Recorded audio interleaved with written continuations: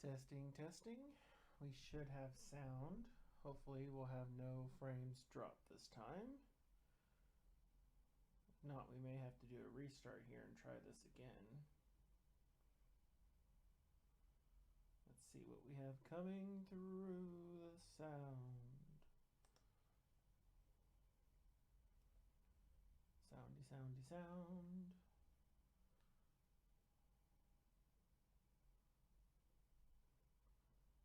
Testing.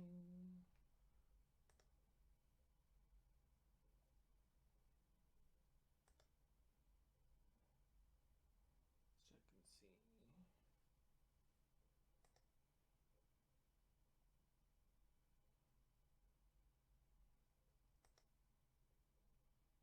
Okay, there's our one that we just started.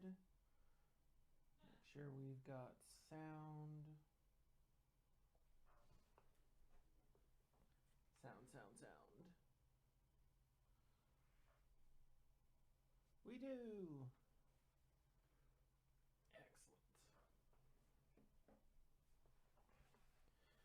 All right, and we are significantly more stable this time. Fantastic. Now that our internet hasn't decided that it's going to just jump all over us, let's take a look at the fun stuff we've got before us. So we have a load of wonderful Chilling Reign packs just waiting to be popped open and see if we have any good pulls.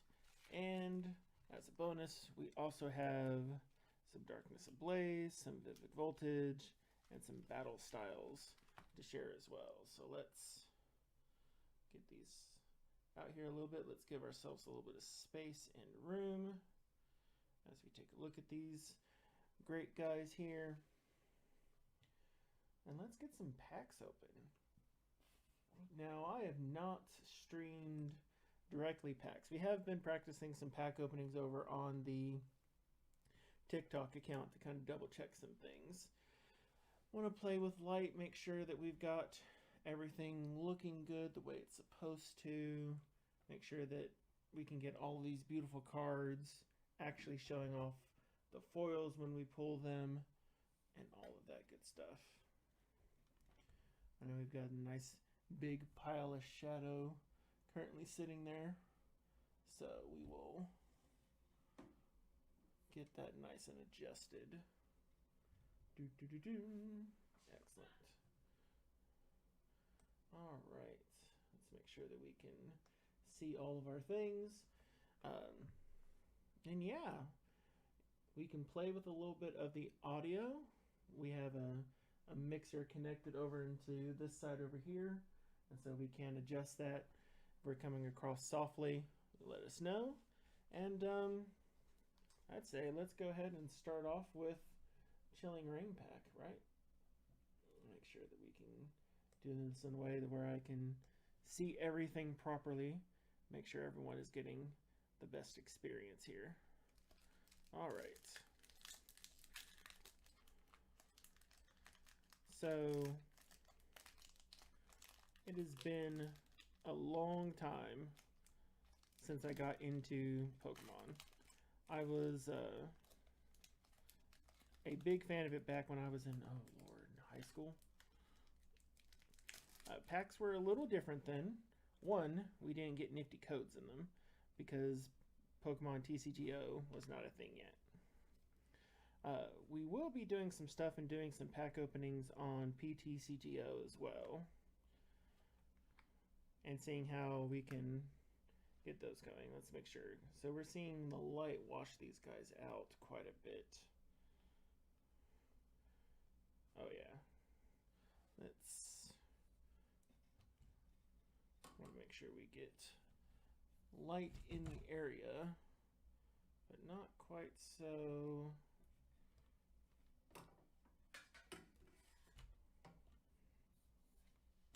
Oh, the joys of figuring out camera equipment. All right. So we're getting some light there. Let's make sure we've got this in a good spot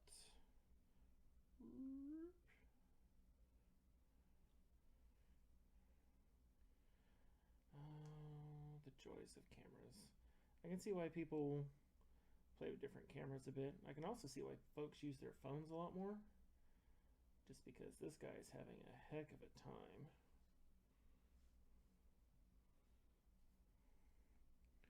Get it in there. Maybe get some autofocusing going on here. Let's see.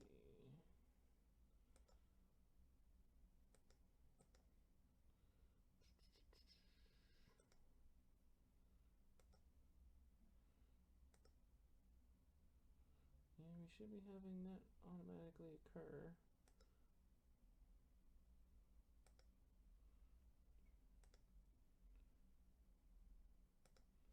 Oh, we will just have to be cognizant.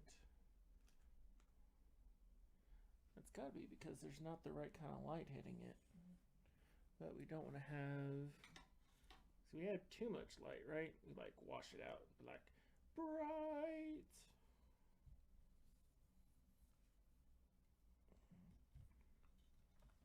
Let's go ahead and try something a little different than that.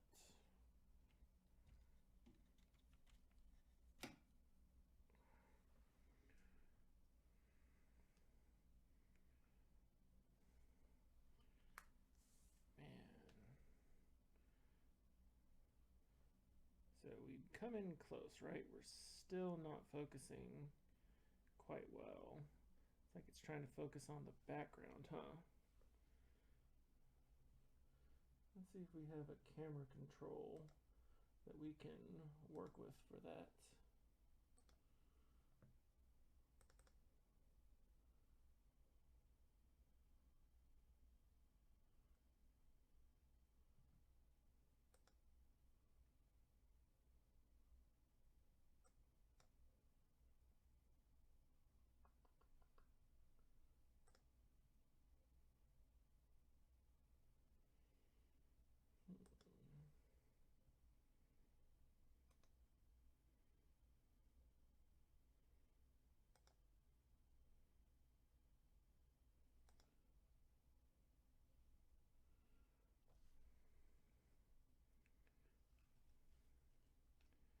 Where are you going to be just right, huh? Because, I mean, I can read high pressure blast, but just because I can doesn't mean that y'all can.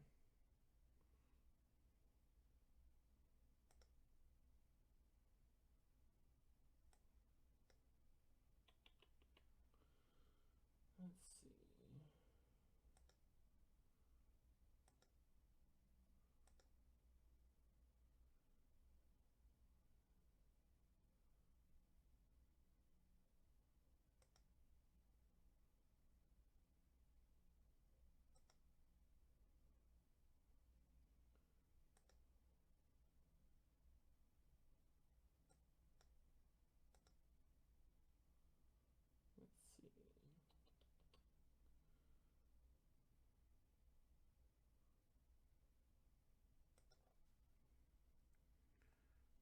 Gotta get this in a way that we can see all of the good things.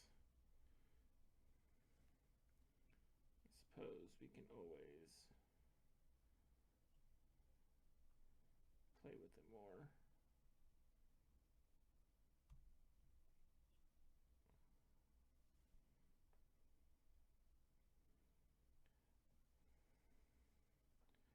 Well, when in doubt, I suppose zoom out.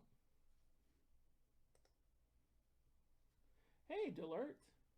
Sound is off. Is sound off or sound down? Here, let's go ahead and crank that up a little bit.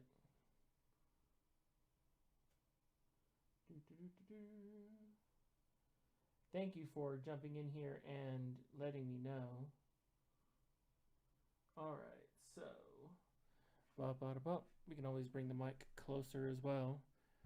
Bring it in a little bit here. Okay. Let's see.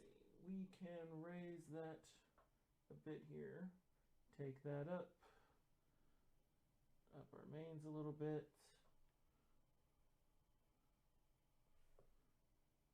Make sure we don't get too high here. Yeah, each of those are going in, but I'm showing it about half level there. I am getting a lot more sound input from the other side. Tell me how we're doing here, Dolart.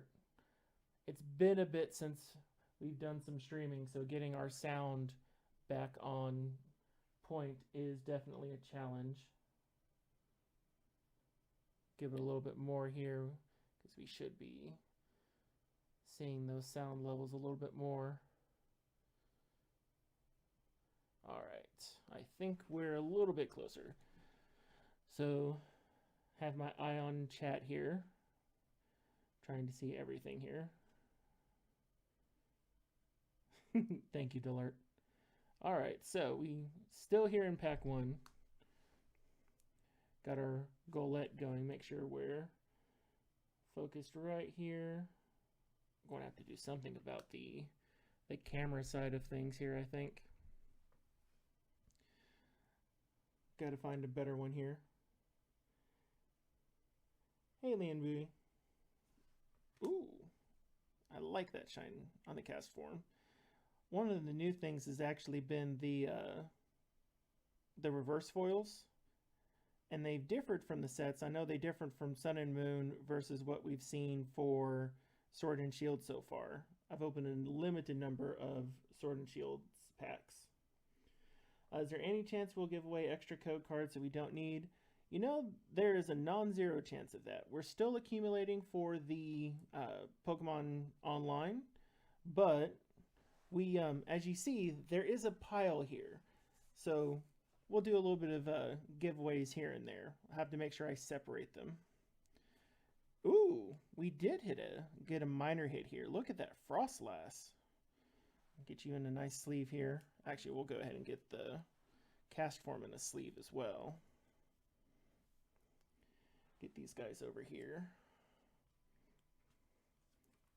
So, a little bit of a story for folks who are new and joining, since I know there's a lot of folks.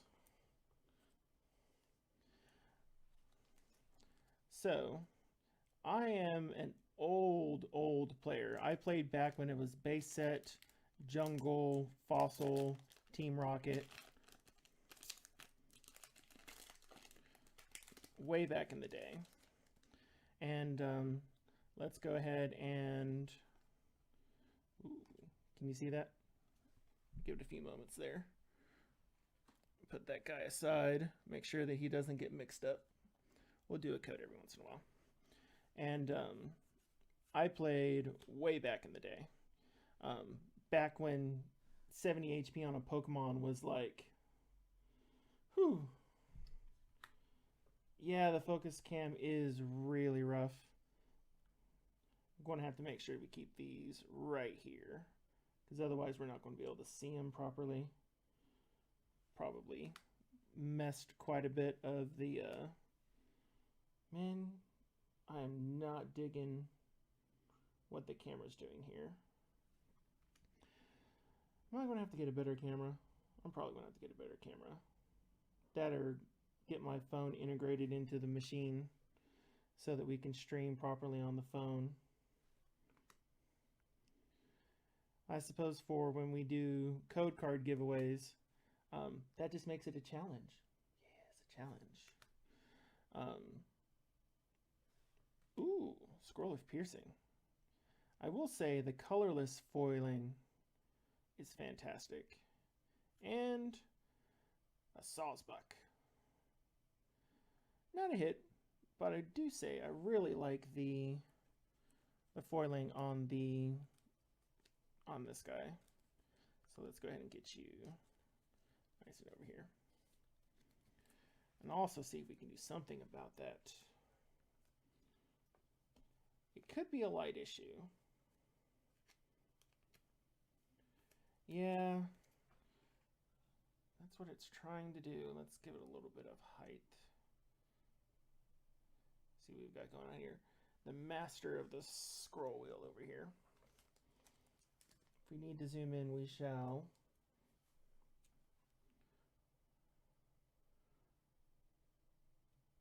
I'd like it to not focus on that background there, but it cannot guarantee. Let's see if we can use some of our bulk here. See if we can get that to sight properly before we open up another one here.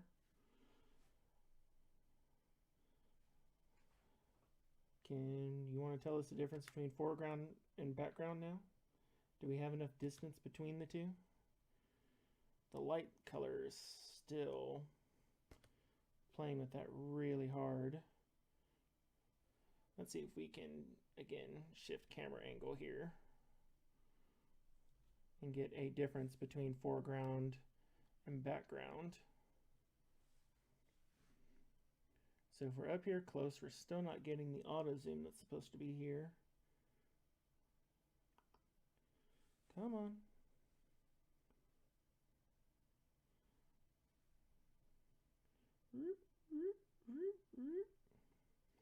Man, that is terrible. We got to figure out what's going on with that auto zoom. Here, let's pause this for a quick moment. So we're going to jump over here to another screen. We'll keep the sound on while I play with cameras at the moment. If necessary, I will actually just switch out cameras themselves. Let's see what we've got happening here. Okay, camera settings. If we have to play with them live, we'll play with them live.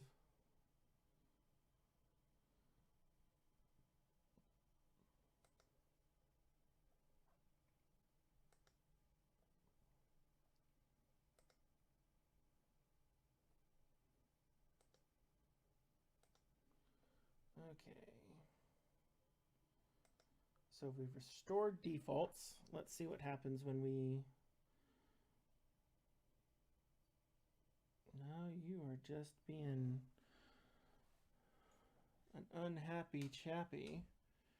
Let's get a little bit more light here and see if the light play will help a little bit.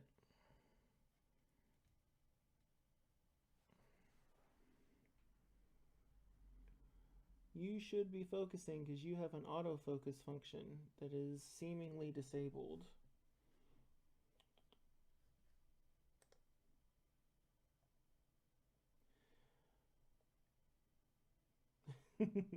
Well, I'm glad to be your company here, Dolart. I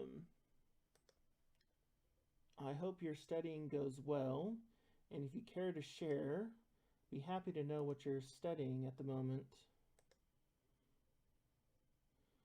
Okay.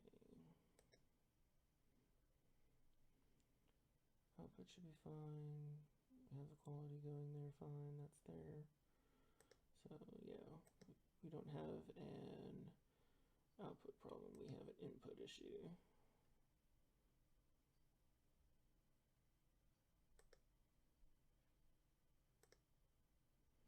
But that gives us, so we're going back to some pure, good old-fashioned default settings.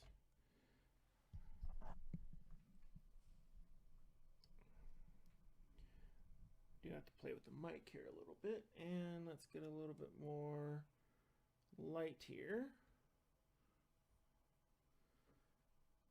While we do shade out the background terribly, we at least get more focus here on the card.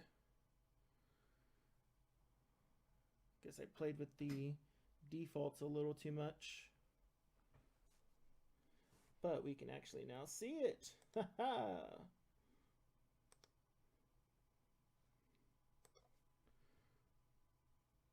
Yes. Granted, you're still a little wibbly.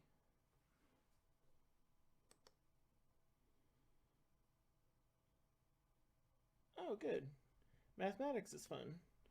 Especially understanding cards and probability is a really good aspect. Actually, in most TCGs, having a very firm grasp on the probability mathematics is really, really crucial to getting much better at those games. If you have a really good understanding of probability and any card game, really, mostly Magic the Gathering and Yu-Gi-Oh! You do need to know a little bit of it for Pokemon, but Pokemon has such draw mechanics to it that it is pretty good at being able to skirt a lot of those once you get past deck building and into play. Let's see if we can get a little bit more light here, because now light is going to be the issue.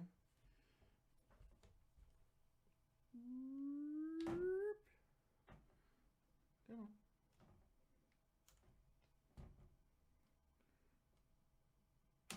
There we go.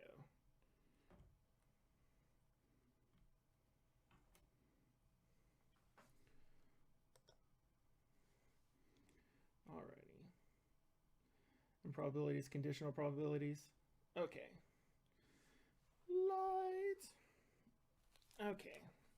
So for all of that waiting and for everyone who has been chilling with this here, we will go ahead and we will definitely show off this new code card from this pack with a little bit of good old ASMR. And it's a little white code card for those who are superstitious. It's actually Fusion Strike packs are the only ones I've seen that have an actual correlation between the code card border color and actually whether or not you've got a foil or better in a pack. Oh yeah, that's much better. That's what I get for playing with the defaults the other day. You can actually read them properly now. Kakuna Matata. Bonasuite. Cubfu. One of the things that it boggles my mind a little bit is that the legendary and mythic Pokemons are coming in commons and uncommons. Like, you wouldn't necessarily think that, and I can see the shade there. We actually, looks like we got a hit. Ooh, okay, like Shaman. So Shamans are rare, and so that's kind of expected. What do we have? Ooh, Metagross Z. This is actually a really great pack, because you got the reverse foil rare, and then you've got the Metagross V, which is not like, it's not high up on there, but like you combine the two of them, and it's about at half the pack's value. So let's go ahead and get a couple sleeves on these guys.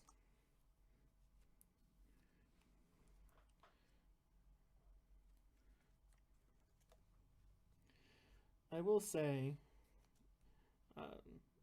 because trading card packs always have an aspect of where the trading card aspect of the game, so the trading card aspect of it in Pokemon is very ramped up. Where the game is played, but the game is not necessarily the... and we're going to go ahead and set this one aside over here. We gotta have some fun later. We'll do some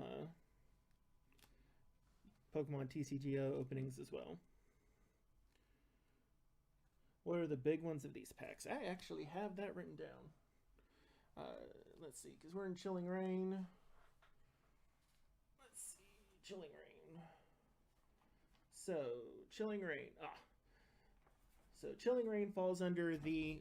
highlight. Chilling Reign is full arts. Full arts, alternate arts, rainbow rares, and gold rares. If it's not those, it's pretty much not worth a damn. It's not at pack replacement value. Almost everything, even the V's, unless it happens to be a Charizard, though I don't think we have a Charizard in this pack. Like Rillaboom right here, if you went on TCG Player, you might be able to pick $1 for him. And it costs just as much to ship him as it costs to have him. So, and the thing is I just enjoy opening packs at this point.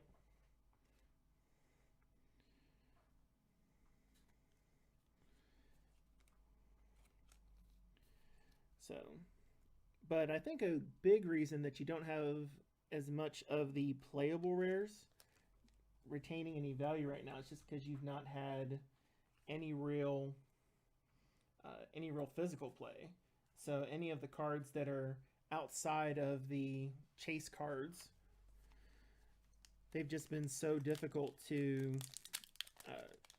justify, right?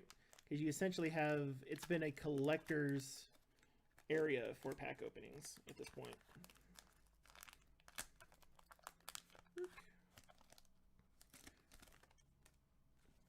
You, yeet, get over there. Let's go ahead and share this one. Haha. All right. 2, 3, 4. Which I still gotta build up. Ooh, steel energy. I still have to build up all of my actual play stock online, so that's one of the reasons why we won't be tossing out all of the codes. But that aside, man, I shouldn't have played with my camera settings before, because then we would at least have this looking pretty sharp instead of having to play for it for the first 15 minutes. But I have to build up my play stock on the online version, because at the moment I'm playing with themes decks, and it's so sad just to play with theme decks. Like, it is. Like, I want to play, I want to be able to build decks like we did back when the first few sets, where, so like, one of the things that happened in the first few sets is that you ended up having the same kind of non-foil foil that ends up happening, like what we have happening with this coughing. But instead of reverse foiling, let's say it was like one of the old Jolteons, you'd have a non-foil Jolteon, and then you'd have a foil Jolteon. And, you know, your non-foil would be generally what you prefer to play with, unless it was only available in a foil, and then you'd save your foil one, and you'd throw that in your binder. And so your sets were also a lot smaller. I think base set was, what, 103 cards? Like, almost nothing. Like half the size of the current sets. And so, you know, if you open up a box of that, you may not get every single foil, but you'd be really close to a full set. And you'd, typically within 3 or 4 boxes, you would end up being able to get the Chase Charizard at the time. And sometimes, you know, you'd be lucky enough that you'd pull a couple of the chases at the exact same time. And it was great. One of the things that we would end up doing quite often, because when I first started the game, I actually played with my mother, and we used it as kind of a mother-son bonding time. And what we would do, or I guess what she would do, because I didn't have any money at the time, we were spending all her money, we would basically go buy booster boxes, and we'd open up the booster boxes, and we'd sell the things that we weren't playing with. So we'd sell the Blastoises, Charizards. We ended up playing with a lot of Venusaurs. Mostly it was Charizards, because Charizard, if you pulled a Charizard at that time, you could almost guarantee being able to sell it for 1 to 2 booster boxes. And where we were at 2 and 2. We'll save this one. We'll get away in the next one. And you could guarantee that you could sell the Charizard for a new booster box. And then, you know, you'd open, basically, you know, pull 1 Charizard, buy 2 booster boxes, and you just keep going on. And every time you get a hit card, since it always essentially was a box replacement, you just ran through and you opened and you opened and you opened. And so you could complete your sets, and that lasted all the way up through Neo. At that point, you were able to essentially do that with the chase card of the set. Not as much with base set 2. Ooh. And Agron. You couldn't do it as much with base set 2. Base set 2 Charizard was nowhere near as valuable as base set Charizard at the time, which that sustains to the same day, especially if you can get a mint graded one. Of course, that was also at the time where PSA grading was nowhere near as quite as expensive. Oh But you know, you'd get a hit, and with that hit, or at least like if you got like a couple hits on there, right? With a couple of hits, you would be able to fund your box, and you'd play with everything else, and it was great. We do have another foil in there. I saw shiny. Cybold, Melanie, Brawley, Grookey, Mareep, Rockruff, Swirlix, Lapras. Remember, Lapras was rare. Lapras is just common here. Weeding Gloves. Shine, shine, shine, shine. And Zebstrika. Like Zebstrika. So, Zebstrika is at a stage 1. So, stage 2s back in the base area were about at 120 HP. And I know there's been HP inflation since the game's been going on. And so, but the biggest thing I've been seeing is the difference between how attacks get up to actually being able to defeat Pokemon. And there's definitely a numbers game that's sitting in there about what attacks are going to be viable on like what level. Because it looks like the game is essentially built, when you're looking at the cards at this point, at 3 sort of tiers. So one tier is, we'll say, the competitive play tier, where you're needing access to basically all of the ultra rares. Your common trainers don't seem to be rare anymore. That you can get access to the things necessary to do pretty well for building a deck from trainers pretty quickly. But your powerful Pokemon, your Pokemon that have really game-changing impacts, are not just rare, but it looks like they're having a tendency to be ultra rare or higher. And man, that's like Pokemon, or every trading card game, is a gacha nightmare to start with. Just, it's inherently a gacha mechanic, right? Because you open the pack, one of the packs, even if we take the code card as an example, you know, every one of the packs, it has a set of uncommons, and then it's mostly commons, and then it's still including an energy card. And, you know, each one of these, right, it's like, oh, you can, once you have 4 Kakunas, there's not like a destruction feature that allows you to be able to pull in for additional packs or anything along those lines. So, you know, once you got it, you know, yeah, cool, you know, reverse foil Sirfetch'd. But if you don't need them, you have to trade them. And so, you know, it's a great thing to kind of get, you know, socialization and all that kind of good stuff. You know, trade with your friends, all the good stuff. But, still got to shell the cash out for them. And, ooh, Spiritomb. But in the end, you end up having to pay for power. It seems more so now. I'd have to actually take a look at the numbers. And that's actually something that is a small project once I have a little bit more free time that I might want to take a look at. Because I'm pretty sure there's a fair database of Pokemon values, right? So basically name, set, HP, attacks, what energy is required into each of these attacks. And I'm pretty sure that you can take these bits of information and then you can kind of see how their power scaling is working from a game design standpoint. And I hope it exists.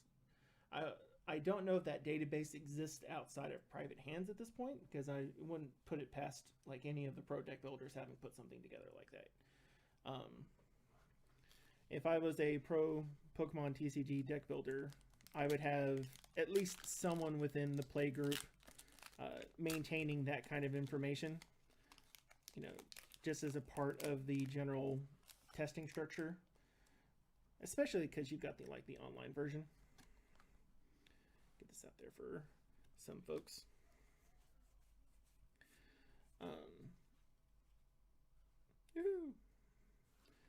And just to see like what you'd be looking for on Pokemon scaling. It's a little mathy, so I'm not entirely sure, because you don't have like a Magic the Gathering professional level scene, that database exists publicly. I haven't found it publicly. I haven't looked hard for it publicly either. But I do know that if you run over there and go check on the Reddit, ooh, and a Thundurus. Bring the thunder! I know you'll get opinions about, oh, HPs are getting larger. What does it take when doing with attacks? You'll get opinion. But there's something to say about having gone in, pulled together the database, and then done some basic testing of the values that is just generally informative once you understand what the math is telling you. And since Dolart here is preparing for their math test,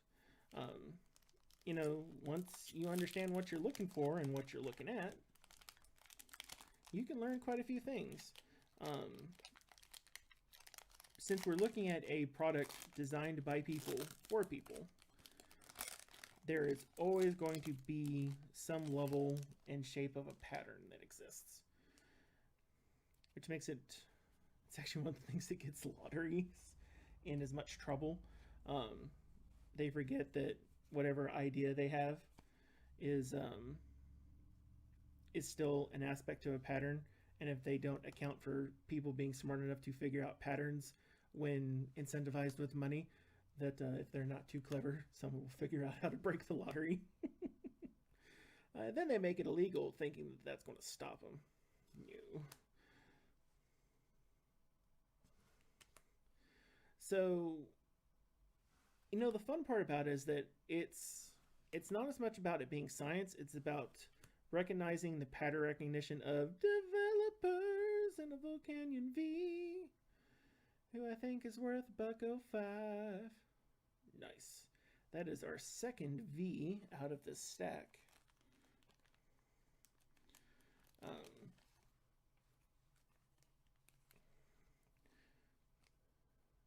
Get you in a sleeve.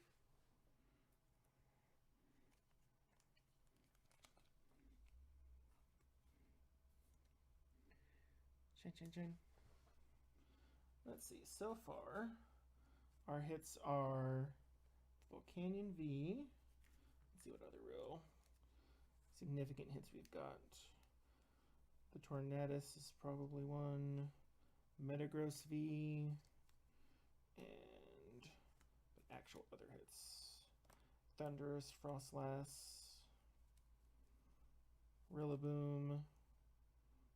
I mean, technically Shaman, because Shaman is a reverse foil rare. Oh, and Sirfetch'd is a reverse foil rare.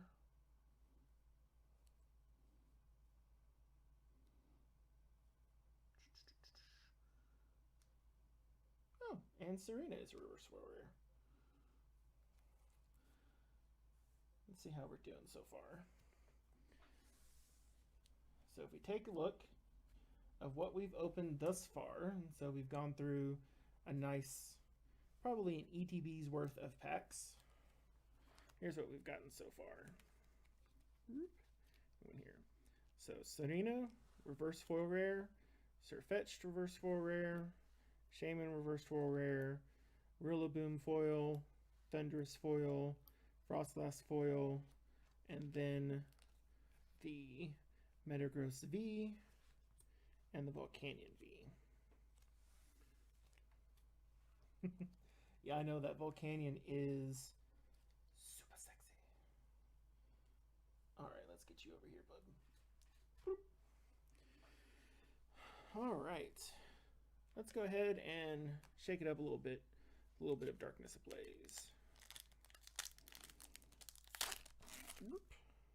Get that rip.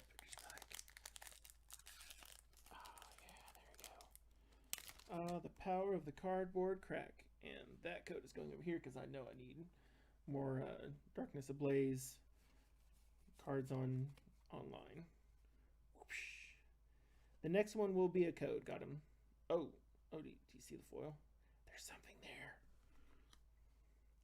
Kaboo, Semi-Sage, Vanillish, Galarian Mr. Mime, Electrike, Dino, Passimian, Bunnelby, Gothita, and ooh, that Grimmsnarl.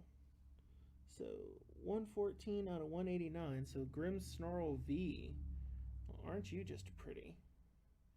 Let's go ahead and get this wonderful guy in a sleeve, and then we'll get another Chilling Rain pack open here, and we'll share another code.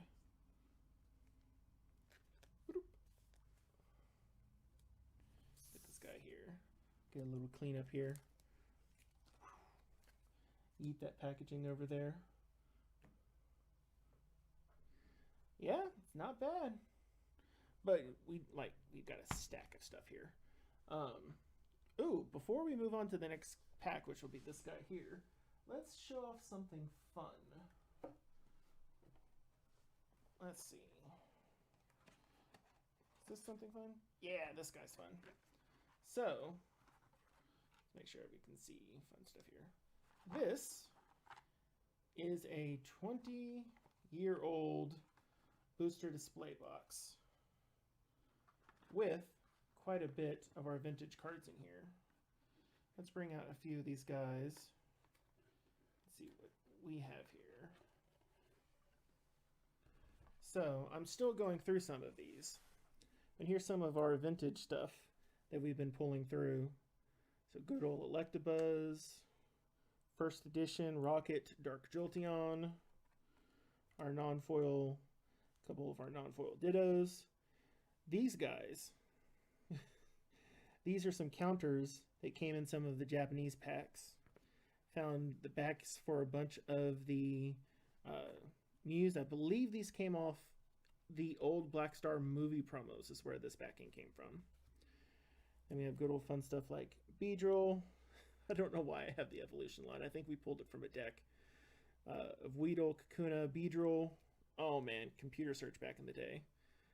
This guy right here was just the staple. So while various forms of them have been reprinted, but it not actually technically being an item, they hadn't brought in Pokemon tools yet. You could run 4 of them in your deck. Like, you would just be pitching cards left and right. All sorts of good stuff. So these are, let's see if we can get up in here. But these are actual base set. Let's let my eyes do 95, 96. Like, we're talking, these are true vintage base. Like, this is old school double colorless energy. 1995 double colorless energy. I don't believe this is, yeah, this should be base set double colorless. Oh, snuck in old rainbow energy. Which set? Rocket is where rainbow energy was in. Couple rainbow energies. I don't know how I got a hold of an unknown from Neo. Is that Neo? No, this is one of the, I think this is the second Neo set. I don't know where you came from. But like set number wise, it only had 75 cards in it. So yeah, but unknown in like just the HPs are different. Pokemon powers were styled differently. So it's definitely a fun thing to share. I'm still going through quite a bit of it. But then like, here's an old Jungle Box right here. Share with folks, let's make sure I can see. Yeah, make sure we've got here. The Jungle Box is in much better condition. I was a lot less rough on it. Wigglytuff, one of my favorite ones to play with as well. Actually, it's first edition Jungle Box. So this guy. So this one has more extra stuff. So we have a bunch of different sleeves in here. I think this is primarily energy. Yeah. So this one is storing a bunch of different energy in it. So primarily base set energy. Yeah, primarily base set energy. But we also have hidden in here, aside from having it store sleeves, the remnants of an Erica's Gym Leader Japanese starter deck that we had grabbed. So it's got quite a bit of fun cards in there too. So all sorts of delicious things in here. So much to go over and to go through. All right, but that's enough for memory lane at the moment. Let's go ahead and get into this chilling reign. Make sure I can also see the charts again. And we'll go ahead and share the code this time for folks who enjoy jumping on and snagging codes for the online application. Well, hello, Inke. As we disrobe you. Yeet. It's code. 3, 4. So it is definitely a lot of catching up to do. The differences between them is trainer-wise was actually not too terrible to kind of adjust to. The difference between having a supporter card versus an item card wasn't too bad. And I think that was probably a really good update they decided to do for the game, just because of how abusive item search or item finder, computer search, and scoop. Oh goodness, scoop. They have scoop up now, which is reverse foil rare. Nice hit. And a Duck Trio. So the scoop up, which allows you to scoop up your Pokemon, your non-Pokemon V cards. So in Portugal, you had cups, and so like in chips packs. We're over here in the U.S. Yeah, Oregon. Let's see. Do I have anything else super duper handy? No. Over there, I do have some other fun stuff. We'll have to show those off in another stream. So one of the things they did over here in the States is they actually did basically organized play events that weren't tournaments, and they were called Pokemon Leagues, keeping with the theming. And with the Pokemon League settings, what they would end up doing is you would have these little badge books that as you went and played other players, you would basically play the game, run over. Every time you defeated an opponent, you would get 2 stamps. If you played, you'd get 1 stamp. And it was basically just a grind fest of all of the, as everyone was trying to play everyone as much as possible to try to fill up their league book for the day. Or for the week, because it would be something that was done like weekly or bi-weekly. Ooh, Spiral Energy. This is actually, would look really great foiled. Like actual foil. So I can see them eventually bringing out like a gold version of that guy. And so what you would do is that after you completed the badge book, and I think they had a limit to the number of points you could get in a specific session, but once you got it filled up, you would be able to get promos as well as badges. Like you actually got badges. Ooh, Porygon 2. Uncommon and Zebstrika. But you actually got like physical badges modeled after the actual original Kanto badges. And they continued doing the league up through Johto in that same format that I remember. And so I believe I have all of the Kanto badges and the Johto badges for the Pokemon trading card game, for the league under Wizards. So I want to take a drink here. Dr. Pepper Zero Sugar, also known as Death. But it is Tasty Death. So,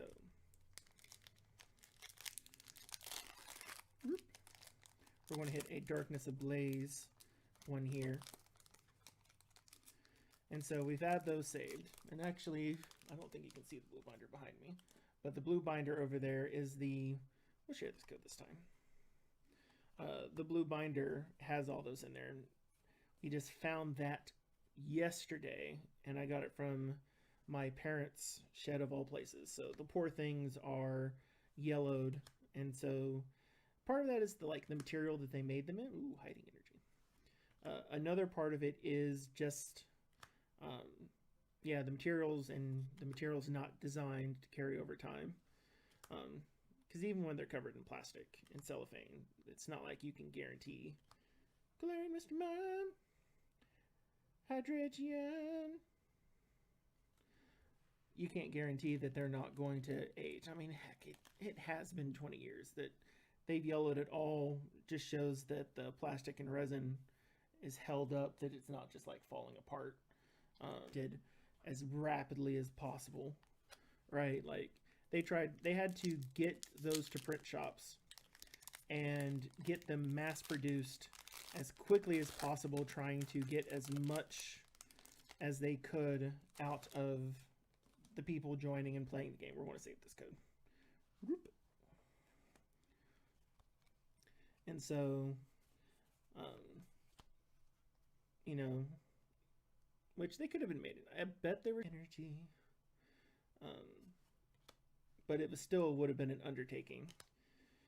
Even getting them all done. I will say, Wizards of the Coast, of the game companies at the time, they didn't steal as much graphics. Steal is probably not the right word. They were more creative in making sure that they can... Sure thing, we'll do that for the next code card. Ooh, Cinderace. Cinderace and Serena.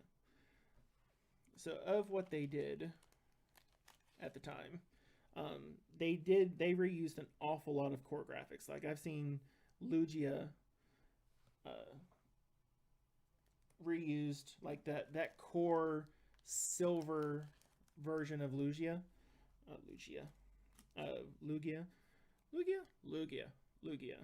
used all over from the Johto era. They've done it. It was used all over the place. You just be like, oh, how many different versions of this? Like they had, like you can tell the company, Nintendo of America and the Pokemon Company sent them over like one version of it that they used as a file, and when they were using it as a file, that that's just what they were given. And so they're just like, do you have any other versions of this art? And they're probably like, that's the one you're getting. They're like, oh shit, we're gonna have to make it work. So we even have some old playmats running around too. Like I'm talking like old playmats. Do I have that? Oh, I have one of those here. We can go ahead and show off one of those here pretty quick. Cast form and a sphere. Hatana on a feeling and a rock ruff. Ooh, Scarabide. See, the dark reverse foils just, they don't shine the same. Like I know it's there, but it's not the same. Oh, there's another Zebstrika. Let's go ahead and take a look at some more old stuff here. Like one of the very first tournaments that they had was actually something called the Super Trainer Showdown. And we're talking, this is back in the year 2000. Oh, Lord. 21 years ago. Oh, God, this memory is old enough to drink. Ain't nothing that makes you feel older faster than that.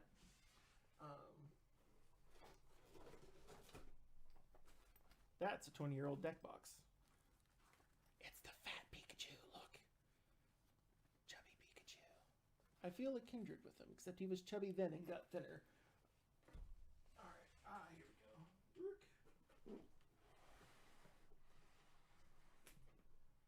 Da-da-da. Take a look at this binder. This guy is an old binder. And we will go through this binder in detail one day. There are very, very many pretty and beautiful things in this binder. Let's see. What would be fun? Like, just a page. Is it a big page? No. Is that a first edition Jungle Pikachu? It is.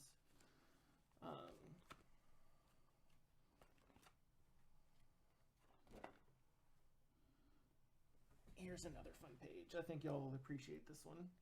We'll go ahead and pop this one out so that y'all can have a look at it. So this is actually from my mother's show binder. She was a major fan of Venusaur. So as you can see here, multiple sets of where Venusaur's at, a couple of Erica's Venusaurs, as well as one of the promo Venusaurs there as well. Just beautiful stuff. We do have a German one here. So we have a base set 2.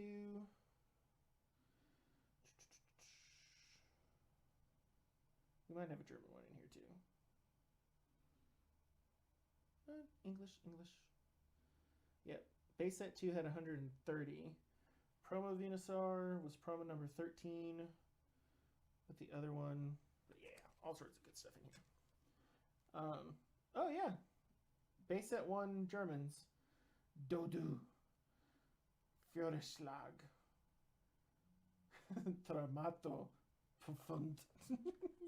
So it looks like we did also pick up some German ones in here. Oh, the joy of dealing with binders. Come on.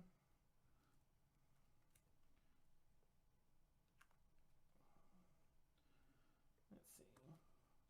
Make sure we've got, pull some pages out here because we don't want to damage anything. Lord knows we're practically looking at an inheritance right here.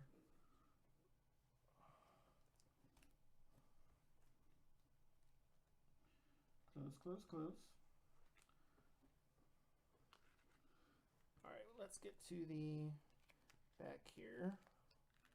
Let's pull out this guy and show you how much they have been playing with the same graphics over and over again. So you come here, we will zip you up, and then we will get you fully back into, don't mind the minor earthquake. And we'll play with you here in a few minutes.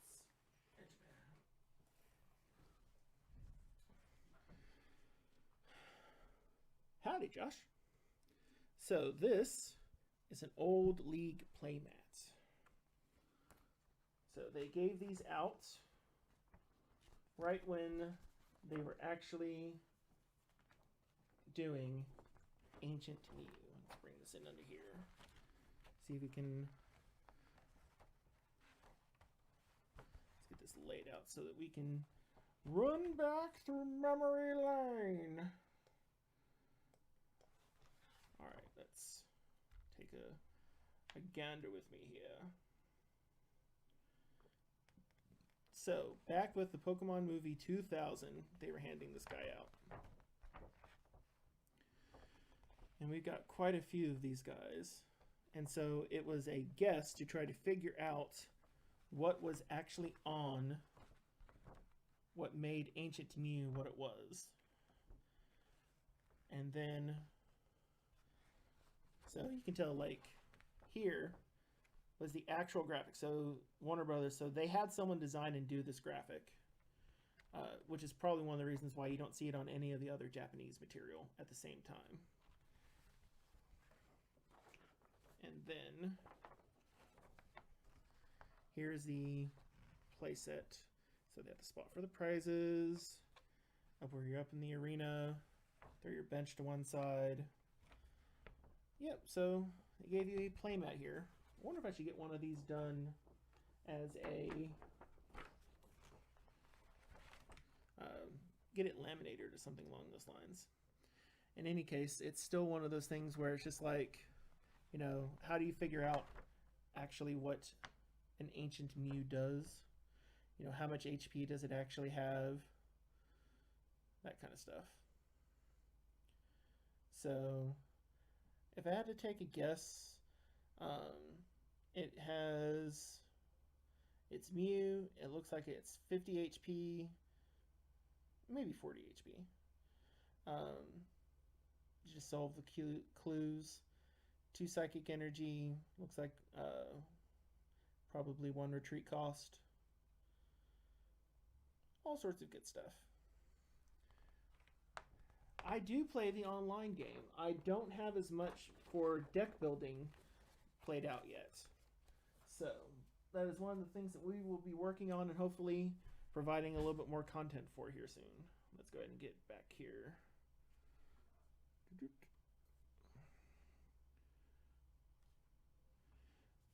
But we have some packs saved up on the online client as well. And so that'll be fun. Yeah. How much is Ancient Mew worth? Ancient Mew might be up in the hundreds now if you got a PSA 10 version. Let's see. Let's take a gander. Don't necessarily need to show these off yet, but here, like this guy. There he is. Good old Ancient Mew sitting here in the top loader. I don't know how many folks have actually ever gotten a chance to take a look at one of these guys up close. As you also can see the fan up in the background. Let's get you a little closer here, Mr. Light. How do you get over here?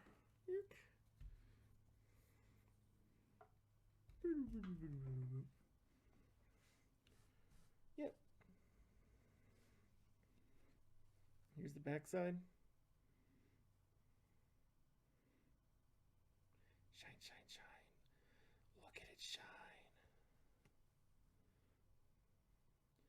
Yeah, if we want to take a quick moment, we can show off some of the old guys we've got here. Whop. Have you just sit in here nestled with some fun stuff. Get you over in the back here at the moment. Here is one of our fun ones. Tell you a quick story about old school base set Venusaur here. So the Pokemon Power Energy Transfer was just a really great ability. So it was combined with the card Pokemon Center. And Pokemon Center, if your Pokemon had any damage on it, and you played Pokemon Center and it healed any damage, the energy would go away. But with Venusaur's Energy Transfer, you could remain energy efficient while swiping off all of the damage from those characters. So you'd transfer all the energy around because you could do it as often as you wanted to. And you'd pull it to a Pokemon, often a Scyther or another different Venusaur. Pull them onto one, Pokemon Center away the energy, and then redistribute out your energy so that your opponent couldn't actually hit you with super energy removals quite effectively. And so within your 4 or 5 turns, you'd actually distribute out all of your energy until you got to your powerhouse hitters, which were ones like Venusaur or Chansey. And since most HPs, the maximum HP during the base set era was 120, I think it might have gotten to 140, and that might have only been in Neo, but I think it was 120 was the chunkiest of the boys. You know, Chansey being here at 120, right? So you would be able to hit Double Edge and kill most every one of the basics that was running around, like your Hitmonchans, your Electabuzzes, your Scythers. Pretty much anything would die to 2 hits from 60 or 1 hit from 80. And so, you know, these guys would come out and clean house, and you'd be using Pokemon Center to take advantage of that. Ooh, here's a good example, like Zapdos. So here's a Fossil Zapdos. And so what you'd have happen, right? So Zapdos would roll out, and he takes 4 energy to charge up. So he's already a slow, chunky boy, right? Well, Chansey, you would be like, oh, that requires 4 energy. Well, your Venusaur would typically be out by turn 2, sometimes as early as turn 2, often by turn 3 or 4. And so you'd have your Chansey come up. And so you throw your Chansey up there, you double edge for 80, and then you would pull the energy off with the Pokemon power, scoop up to bring the Chansey back to your hand, play the basic back down, retreat your Scyther, bring out the Chansey, bring the energy back, and then clear whatever new thing was happening. Like, that kind of stuff happened all the time. It's one of the things that really made the trainer cards so crucial to the game. Good old base set 2 Gyarados here. Super shine, shine, shine, shine, shine, shine. Do you have a non-base set 2 here? That's another fossil. Oh, this one's cool. I think this one's Here Comes Team Rocket. This is Japanese shine. Shine, shine, shine, shine. So, just fun stuff. Will eventually be... Oh, good. Muck. Fossil Muck. Japanese Fossil Hitmonlee. So all sorts of good stuff. Let's see if we have any other fun things in here. Old. Like, they did a bunch of weird things.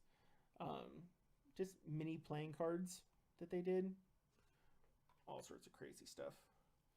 Ooh, you're fun. For Gengar fans out there. Magneton. Aerodactyl. Oh, yeah. This guy's a classic, too. Let's get him up here so that y'all can see him. Hitmonchan. So, here's a quick story about Hitmonchan, then we'll open up another pack.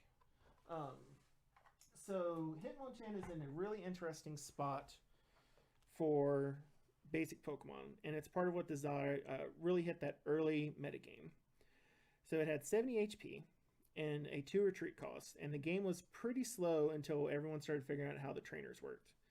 But basically, being able to have a single energy, Fossil Gengar, with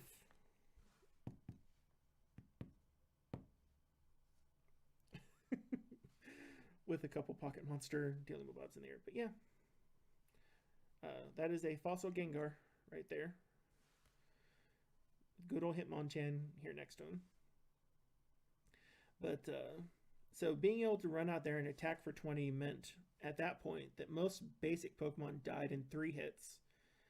And especially during the base and jungle era, if you could have the resistance to fighting, it was pretty much to like shut this guy down. And you're right, a 3D Gengar. It's like they've got a shadow. So yeah, a lot of fun things. Though I will say my favorite deck was actually a Wigglytuff deck, and I did quite well with the old Wigglytuff deck in the day, but that'll have to be showing for new things. What on earth is this guy? So y'all can see what I'm looking at here. Just weird things. Brock, Misty, Ash. So it's just a lot of weird things came over. It was definitely a crazy, crazy time. So thank you for sharing memory lane on that one. Let's go ahead and open the booster pack.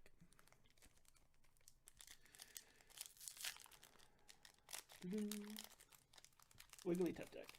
A tank deck. Actually, Wigglytuff would be considered, I believe, a circuit deck now, I think. So the Wigglytuff deck was all about being able to fill your bench full of Pokemon and using the Do the Wave ability. Hey, Will. And with your Do the Wave ability, you would be hitting for, I believe it was 60? I think it was 60. It was 10 plus, I believe, 10 for each Pokemon that was on your bench. I'd have to double check. And basically, you would do it for 3. We've got a hit behind there, and I don't know what it is yet. Maddie, Ralts, Ledian, and... Oh, that's a real hit. I feel that. Oh, look at you shine, buddy. Look at you. Metagross V-Max. So the one we hit earlier was Metagross V. And this is the V-Max one. Let's get a sleeve on this bad boy.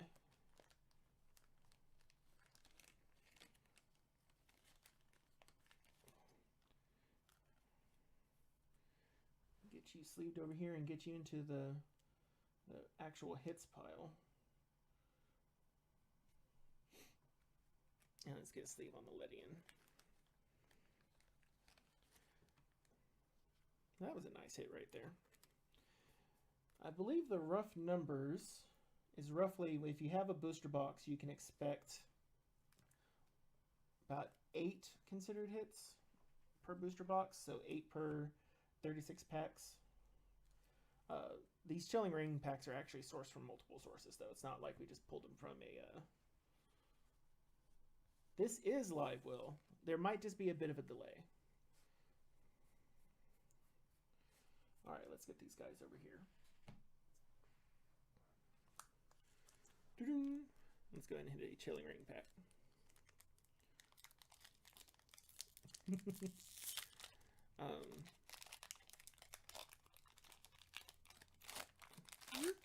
Yeah, I know there's a lot of folks who, it's hard to tell with YouTube and doing live, especially considering most of my live stuff that I'm used to is actually Twitch, where it's a little bit easier to kind of figure out what's going on.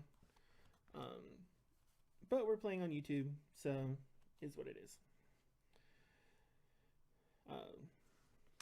The laser difference, actually, that's a really cool Whirlipede shot. It'd probably be really nice as a reverse foil.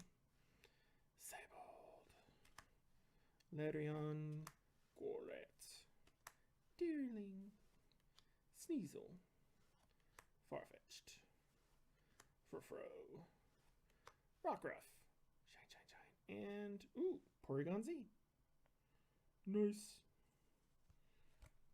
Get these guys sleeved up. So, but we've been, you know, sharing and keeping a few things here. We're hoping to get like an actual hit that actually that actually pays for the booster pack itself. Especially considering MSRP for boosters now is basically $4 supposed to be, which means that between your reverse foil and your rare, you want each one to be about $2 worth. Oh, what happened to the Twitch? A couple things. So before I jumped back into Pokemon several years ago, and if you look at the older videos on this channel, I did an awful lot of Hex TCG. And Hex TCG is a digital card game that is now no longer available. We're going to save this guy. This guy's mine. Yoink. We'll give away another one in a bit. And I did an awful lot for that probably 7 years ago now, and that's when I was we did quite a bit there, but they ended up having some art sourcing issues as well as some general funding issues. It was a fantastic game, but they ran into a lot of issues with WotC, Wizards of the Coast, and WotC has really good lawyers, and this was before they got bought by Hasbro. Wizards of the Coast is actually a very litigious company. Ooh, look at that. Foil into foil. Jet Spear. Alright, so like, for when we're comparing before, so like, let's take a look at this Beedrill, and let's compare him to another Stage 2 Gengar, right? So the original Gengar's HP is 80. this stage 2's HP is 130, which was 10 more than stage 2 Charizard back in base set. Though while this one has a Pokemon power, you see that its 3 energy is only dealing you 30, and it has conditions on being able to do what it's doing. And so, but here, you have 2 single grass energies on your stage 2, already doing a massive amount of damage, and also having a benefit. So, like, this Beedrill would be a really good Beedrill if, like, this would be a top tier card back in the day, because you'd be like, 1 energy to do 110 damage, that, like, kills all of the stage 2s.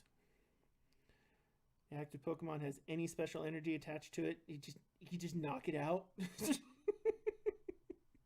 Like, I believe that counts like double colorless, which was huge. Like, this guy is an all-star. Especially in, like, to my old school brain, like, this Beedrill is awesome. Just comparatively. And so, and it's been, how many sets are there now? Like 20, almost 30 sets?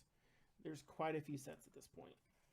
And so much to catch up on. I saw a tweet recently, or was it, it was something on the Reddit. And someone was just like, they were doing their humble brag of, I now have one of all of the cards in Pokemon TCGO. They're just like, how many is that? Just like over 15,000. I'm like, damn. Just that's a lot of cards.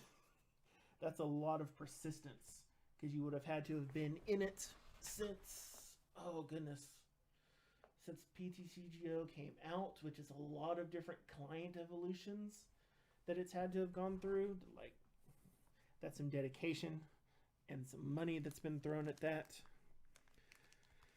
Yeah. So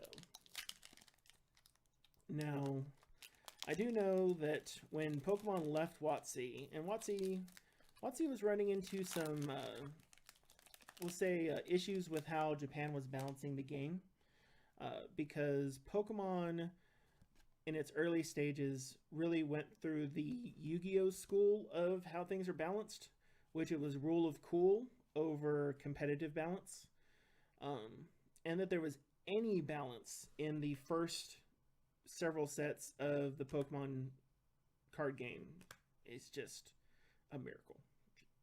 Like, when various Magic players at the time would come to it, they'd be like, that there's any balance in this is just crazy.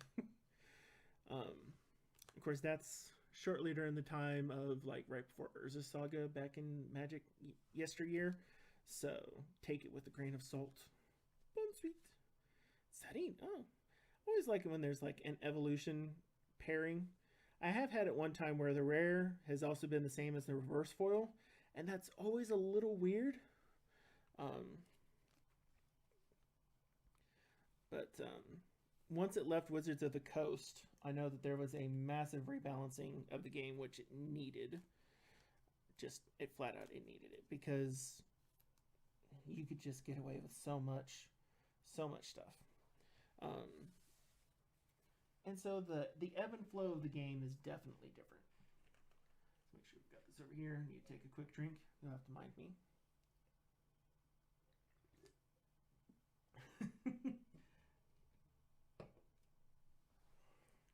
So, but I haven't been on the Twitch in a while. The Twitch. Mostly, there's a couple reasons why we're doing YouTube over Twitch now. One is YouTube has a much better video saving functionality than Twitch does.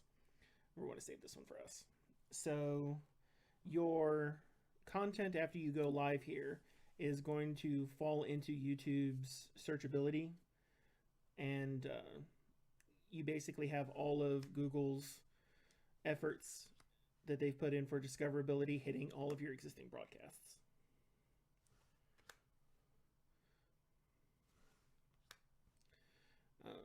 I wouldn't be surprised if a couple of our stealth viewers have the cam set up to be able to pull the codes pretty quickly.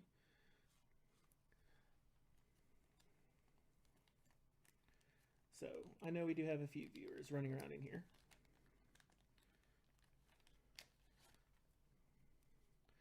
So don't underestimate the power of technology, because the instant that those codes can become available, if someone has a program on their machine, they can literally take it, transpose it over, and redeem that code near instantly. So if someone has the tech, and the tech is not that expensive, a little bit of a pain to set up, but not hard to get, not hard to use, they can basically instantly grab a code. So you will very rarely be able to grab them that way. But it can't be done.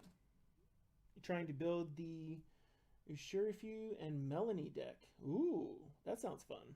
Tell me a little bit about it, William, because I do not know much about the modern deck scene at this point. I have an awful lot of learning that I need to do. Like old school,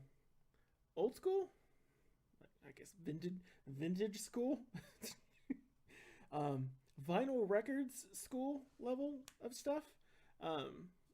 I definitely got my game still, but so Shurifu, attach water energy from your discard pile to one of your Pokemon V. If you do draw, oh man, the Melanie's a good card.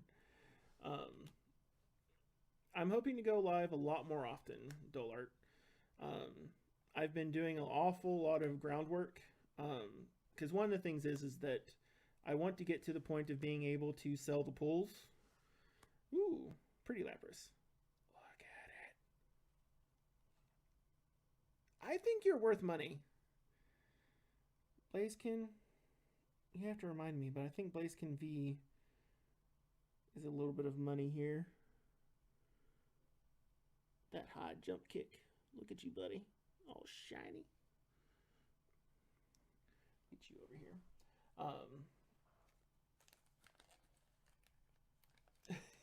Meiji check. It is a beautiful Blaziken. So ideally what I want to be able to do is to take the different hits that we have accumulated up and get them listed on a store to be able to sell them. Because the thing is I prefer to do most of my playing now online. One, because you don't have to drive anywhere. Two, you don't have to worry about anyone coughing or scent and all that kind of stuff. And it's just more convenient. The thing I miss is being able to banter back and forth, but when you go on and you stream, then you get the conversation that's happening like we're having here in chat. Take it easy, Dollar. And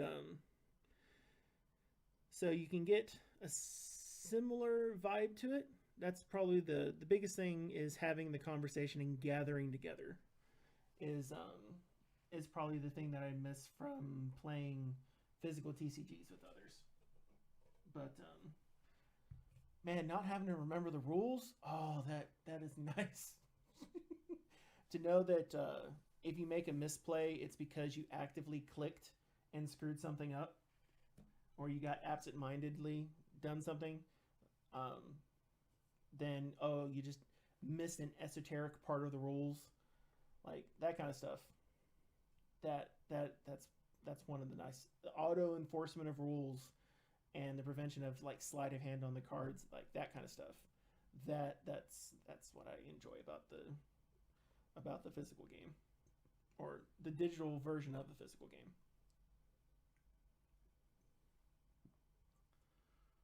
Yay! Almost half the price of the pack. Actually, a little over, if you price of MSRP. So, yeah. What was it? One of the other sets? One of the other sets, a standard Blaziken, was doing really well. Like one of the ones where there was a Charizard that was not one of the ultra rare. Well, I guess it was technically an ultra rare, but it wasn't one of the secret rares. I want to keep this one. Whoop. That was actually worth a little bit of money. Like the bad part now is that it's so difficult to get a chase card that pays for the source of your packs, which you'd want to go with your most efficient method, and your most efficient method is always going to be the booster box. Granted, I have quite a few ETBs over there. They are not the efficient methodology of getting packs. Galarian Wheezing. Ooh, what's your Pokemon power? Your ability. Each dark energy attached to your Pokemon that have Wheezing in their name provides 2 dark energy. You can't apply any more than 1 energy factory ability at a time. Still, I mean, as a stage 1 energy 50 damage, like, you're killing stuff on turn 2 if it's standard basic. So that's a cool ability. I don't know if you could build a deck around it.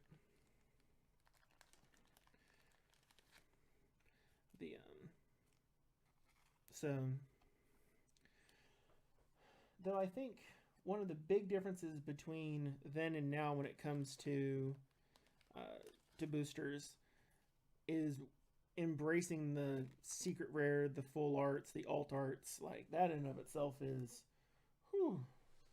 orders of magnitude destructive to a wallet. But in doing so, right, you make it difficult to basically have that churn of the secondary market. Now, I suppose the counter to that is it's also the larger set size really hurts it too. It wouldn't be so bad if you didn't have a set that had like 50 commons. Actually, I think it's something like 40 commons, 40 uncommons, and then like 60 rares, and then all the secrets. I'd have to double check the counts of each of the rarities, right? But the spread on the rares, ultra rares, secret rares is what makes it so painful. But that is what it is. Let's go ahead and show off this code card. All right, you ready, William? Because we're showing off this code card. That one's there for you. We'll do it sideways, so it's a little bit harder.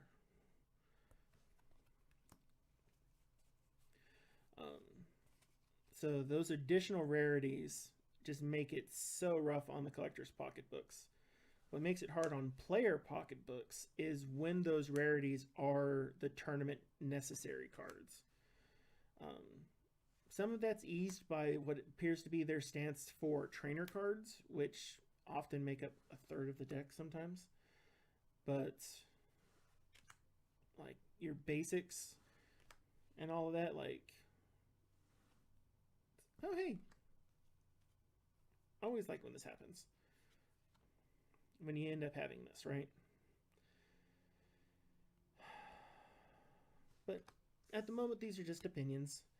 It's not fully fledged. I still have some rumination that I think I need to do on them, but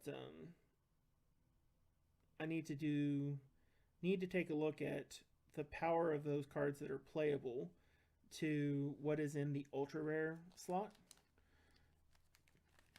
Because if a lot of your tournament staples are ultra rare or better, then that's a pretty fair indication that well, I want to make sure that I phrase this most appropriately. It's an indication that you are participating in a collector's game, not a player's game. Because if you're participating in a player's game that gives collectors the things that they want, which would be the really great hits and the chases, then those cards, right, are, they can be good cards, but you end up with copies of those cards that are readily available to play with. We're going to do another Darkness of Place here. We'll keep this code and we'll give away the next Chilling Reign.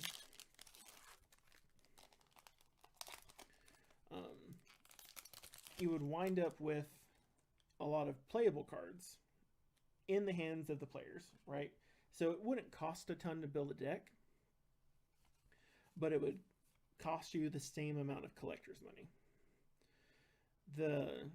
the big challenge there, right, would be making sure that you had things that your players and your collectors wanted to participate in. And that would be just card selection and choice, right? The designers working with your art team to pull that together. But you start getting unbalanced when your power cards are up in your ultra rare slot, because essentially you're using your ultra rare slot, ooh, that's a nice little hit, to thin out your day-to-day playability between your different participants. Because your hardcore players, your players who are going out there and doing what it takes to win at the cost necessary to win, even if it's the minimum cost necessary to win. You know, they're going to go out and buy singles. You know, they should be like, they'll look for folks like me who want to sell the thing, who like opening packs, who have less of an attachment to physical cards, and they'll just buy the cards. Cards will be in their forever home, or at least their tournament home, for a good long while, and then they will move on as necessary. I mean, because, you know, a card that sees tournament play is never going to be rated a PSA 10.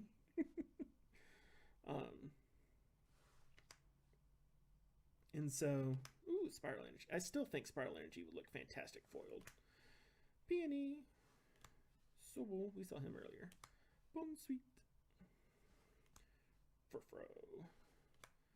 Diglett Dig, Diglett Dig. Trio. Harvesta. Ooh. Crap Abominable. That's nice. Oh. What do we got? Metagross V. Nice. Goes well with the V-Max we pulled earlier, too. Actually, I think that's our second Metagross V. That's a nice hit right there. And he's pretty. Look at that rainbow shining. Let's get them in sleeves here.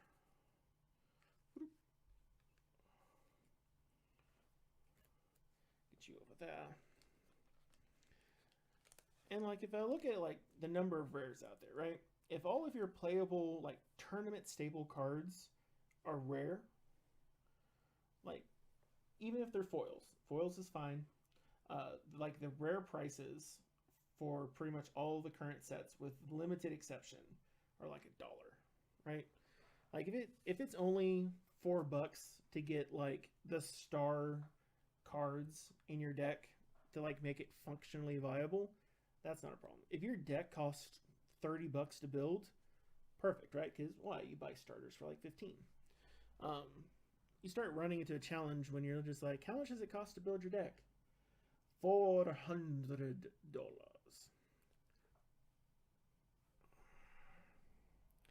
You might have a bit of power creep and a lot of pay-to-play arguments against your game suddenly. Let's go ahead and open Voltage here. So, now the thing is that, like, the trading card aspect of Pokemon is strong. And let's be honest, like, even commons look... We'll go ahead and give this code away. Even commons have great art associated with them, right? Your uncommons have cool looking art. When your commons and uncommons could look great foiled, you're definitely doing well in your art direction. When they're cute, there's different types of styles. Though I will say, I think that when you have dramatically different art direction, I think that those should probably be differentiated by set, but that's personal design opinion. You know, when you start having some really great similarities, you know, when the cards are beautiful, even when your commons and uncommons are beautiful, right? Ooh, that's actually kind of cool. This is another time that happened where that occurs. You know, those kinds of things are fantastic. We have a pile, just a mound of wrappers over there. We're almost through most of these Chilling Reigns too. You know, when the cards are beautiful, you don't feel so bad opening them. but you also want to have an amount of value associated with them as well.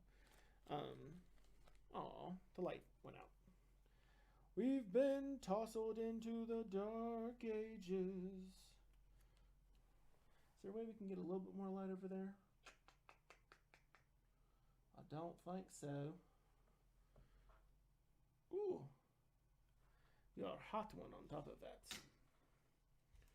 Alright, let's see if we can get a little bit of light here, or otherwise we're going to, any more light that we can add? Because it's not looking like it. Can you let in a little more light here? No. Because if it's too dark right here, you can't see very well. I mean, you can see me beautifully because I've got a light like right there. But the light we had there has run out. Here, give me just a sec. Let's see if we can get a little bit more light here. Boop, boop. Be right back. I mean, granted, you're still going to hear me doing the things, so, I mean, like, it's not bad. It's just need a little bit more light.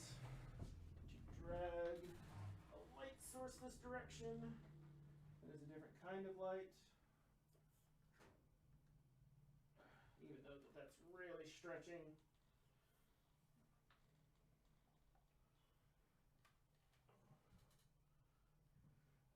That is so cute. Yes, we'll use the term cute for that one.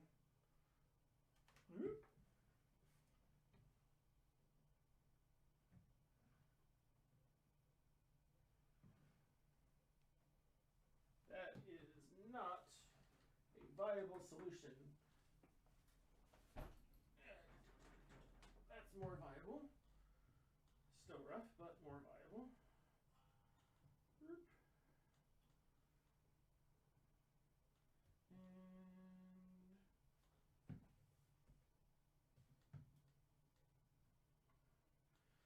I guess while we're over here, let's pull something fun.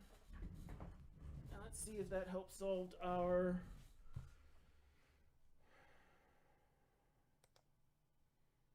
It's a little better. Let's see if we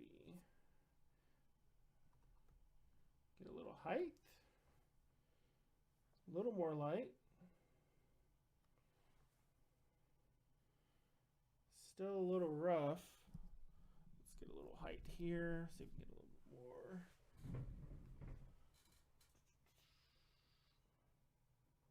Yeah, it's still super rough.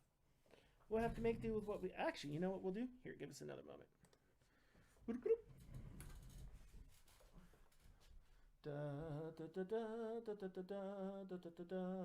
Muting for a moment.